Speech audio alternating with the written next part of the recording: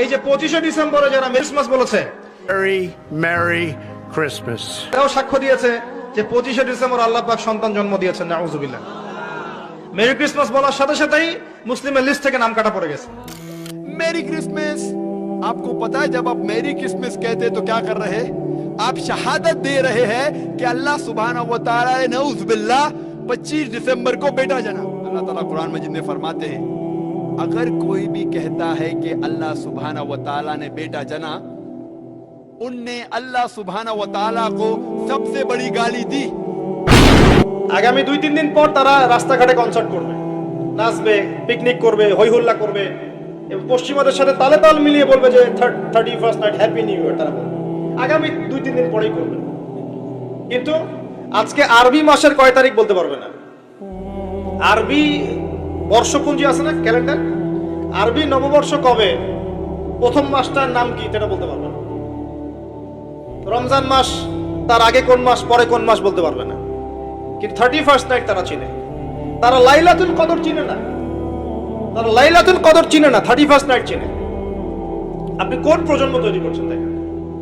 এখানে প্রসঙ্গ যেহেতু এসেই গেল বলে দেই এই কথাটা, পরে বলে যাব যে খ্রিস্টপূর্ব প্রায় 46 সালের দিকে এক ব্যক্তি ছিল, তার নাম ছিল জুলিয়াস সিজার। কি নাম?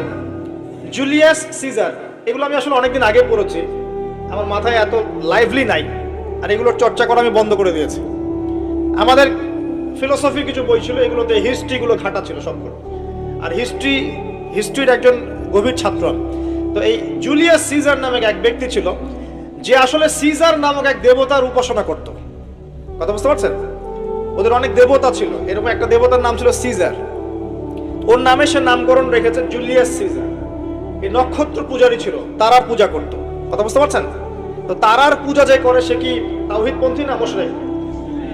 বলেন, সে কি ইমানদার না কাফের, কোনটা? এখন সে একটা ক্যালেন্ডার ফর্ম করেছিল, এর নাম হলো এই গ্রেগরিয়ান ক্যালেন্ডার বলে আর কি। এখানে প্রথম বর্ষ যেটা, এই প্রথম বর্ষতে উৎসব পালন করা শুরু করেছে এই জুলিয়াস সিজার নামক এই ব্যক্তি প্রথম, এবং সে সমাজে এটা চালু করে দিয়েছে।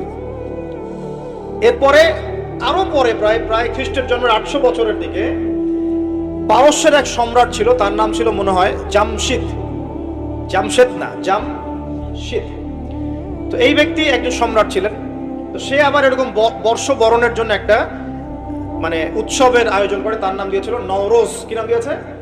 নওরোজ, মানে বর্ষ বরণ উৎসব। এভাবে এই পারস্য উপমহাদেশে পুরো জায়গাটায় এই নববর্ষ পালনের সংস্কৃতি চলে আসে। এগুলো হতে হতে হতে আজকে যে দেখছেন আপনি 31st নাইট, এই যে গ্রেগরিয়ান ক্যালেন্ডার যেটা, মানে পশ্চিমারা সারা বিশ্ব শাসন করেছে না। যখন ব্রিটেন সারা বিশ্বকে শাসন করছিল, আমাদের এখানে ওদের দখল ছিল না। পলাশির যুদ্ধের হিস্ট্রি জানেন না?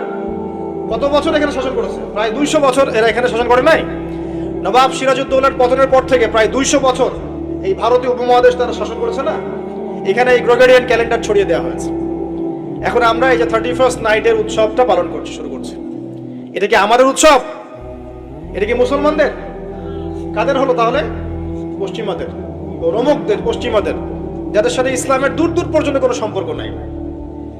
আর নবী সাল্লাল্লাহু আলাইহি ওয়াসাল্লাম কি বলছেন শুনেন। আল্লাহ নবী বলছেন তোমাদের জন্য আনন্দের উৎসব দুইটা। কয়টা?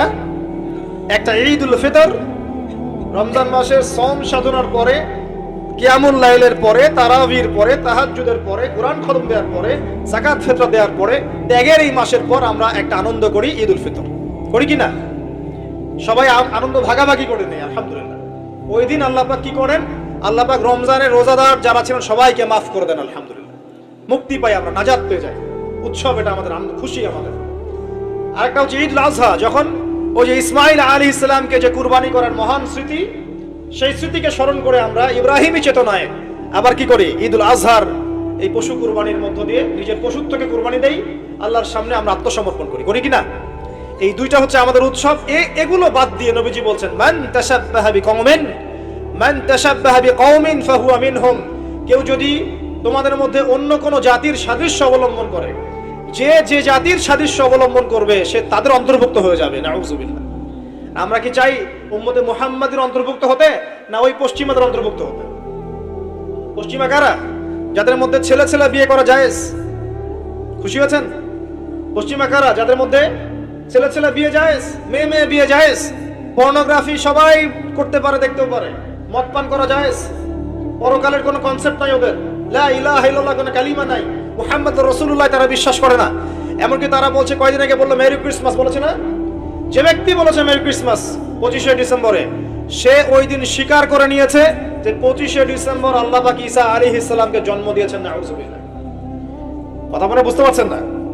যখনই আপনি এটা পালন করেছেন, তার মানে ওই দিন আপনি স্বীকার করেছেন যে ওই দিন আল্লাহ পাক ঈসা ইবনে মারইয়াম, আল্লাহর পুত্র, নাউযুবিল্লাহ, তাকে তিনি জন্ম দিয়েছেন। এটা স্বীকার করেছেন আপনি, করছেন না? ওই সভ্যতা অন্তর্ভুক্ত আপনি হতে চান? ওদের সাথে হাসর করতে চান, নাকি নবী সাল্লাল্লাহু আলাইহি ওয়াসাল্লামের সাথে করতে চান? বলেন। এটা আপনাকে বেছে নিতেই হবে। আপনি মুসলমান হয়ে এটা করতে পারবেন না। ইসলাম এই নামকাওয়াস্তে পালন করতে পারবেন না। পালন করলে পরিপূর্ণ পালন করতে হবে। উদখুলু ফিস সিলমি কাফা। তোমরা পরিপূর্ণ রূপে দ্বীনে প্রবেশ করো। তোমরা পরিপূর্ণ রূপে দ্বীনে প্রবেশ করো। নামাজও করবো, সুদও খাবো, এদিকে যাকাত দিব, আবার এদিকে আমি ঘুষও নিব, এদিকে আমি হজ উমরাও করব, আবার এইসব পশ্চিমা সংস্কৃতি ধারণ করব, মাদক খাবো, সুদ খাবো, জেনা করব, ফ্রি মিক্সিং করব। এইসব মানে হযবরল ইসলাম পালন করে এই যুগে চলবে না। পরিপূর্ণ ইসলাম পালন করতে হবে। আল্লাহ পাক তৌফিক দান করুন। পরিপূর্ণ ইসলাম পালন করতে গেলে কি আমরা এই উৎসব পালন করতে পারবো? এক নাম্বার দেখালাম যেটা ওই জুলিয়াস সিজারের চালু করা এটা পদ্ধতি, নওরোজ যেটা ওই জামশিদের চালু করা পদ্ধতি। আর আমরা মুসলমান হয়ে কিভাবে আমরা অগ্নি পূজারীদের, পশ্চিমাদের এবং ইহুদি নাসারাদের সংস্কৃতি কেমন করে ফলো করতে পারি? আমরা কি সম্ভব? আর নবী যখন বলে দিচ্ছেন, মান তাশাব্বাহা বিকওমিন ফাহুয়া মিনহুম, যে যে জাতির সাদৃশ্য অবলম্বন করবে সে তাদের অন্তর্ভুক্ত হয়ে যাবে, তাদের সাথে হাসর হবে। আমি কি তাদের সাথে হাসর চাই, নাকি নবীর সাথে হাসর চাই?